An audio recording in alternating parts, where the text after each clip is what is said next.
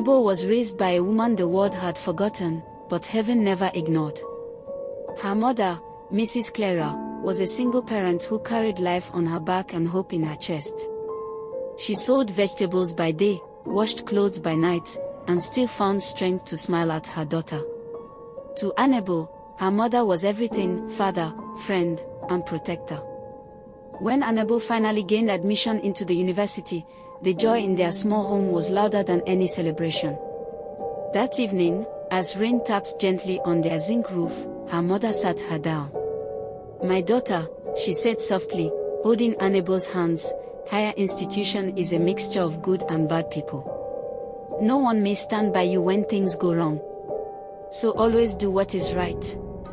Truth may hurt, but it will always set you free." Annabel nodded, tears in her eyes. "I promise, Mama.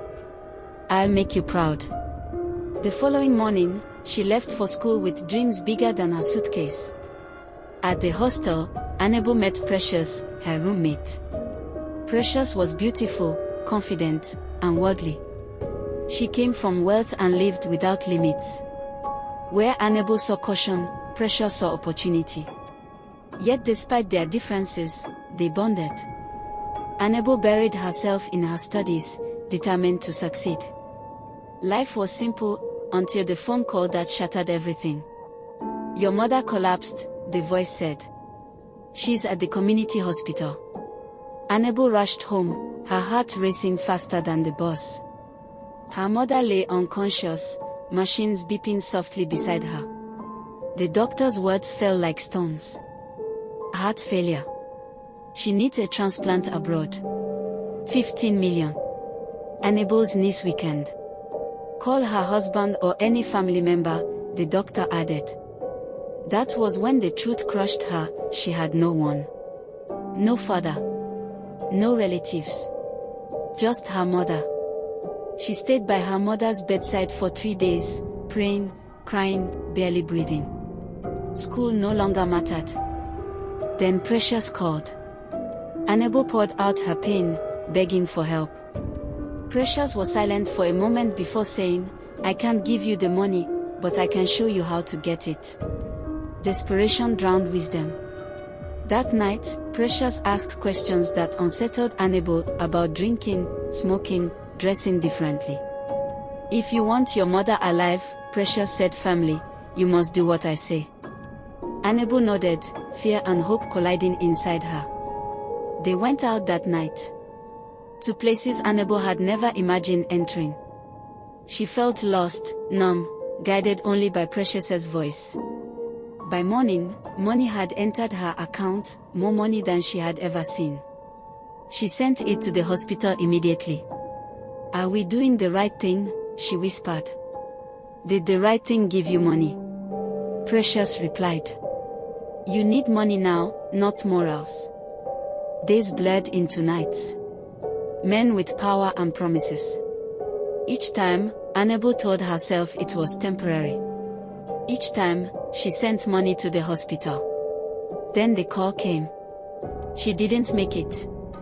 The world stopped. Her mother, the woman who gave her everything, was gone. Grief consumed Annabel. She lost focus. Lost herself. Money came easily now, but peace never followed. She drank to forget. Cried herself to sleep. Precious stayed by her side, more than a friend, almost a guardian. During her final year, Annabel met a man at a spa. He was calm, kind, wealthy, and in his early 40s. Unlike the others, he listened. He respected her. Against fear and reason, she allowed herself to love again. On her sign-out day, he proposed. She was stunned, but hopeful. As marriage preparations began, one question remained unanswered: her father. They traveled to her village, where her aunt finally spoke. "Your father's name is Stanley Solomon Okoye." Annabel laughed nervously. "That's my fiancé's name." Silence filled the room. Stanley stood up, trembling. "I didn't abandon her," he said, tears falling. "I lost my phone. I loved her. I never knew. The truth landed like thunder. The man she loved was her father. Annabel collapsed in tears. Fate had been cruel, reuniting them only to wound them both. Days later, another blow came. Stanley had kidney failure. History was repeating itself. Annabel made a decision, one no one could stop. She would donate her kidney. As his daughter, she said. And as the man who unknowingly shaped my life. The surgery was successful. Both survived. When Annabel woke days later, sunlight filled the room. For the first time in years, she felt peace. She went to church that Sunday, tears streaming as she whispered thanks. Even when I was wrong, God still saw me through. Months later, Precious invited her to what she called a birthday party. It wasn't. It was a Thanksgiving celebration for Annabel. Stanley knelt before her, apologizing publicly. Forgive me.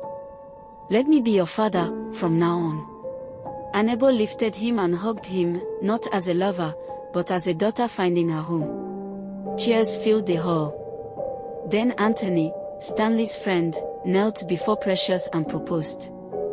Tears, laughter, healing. For lives once broken, now restored in unexpected ways.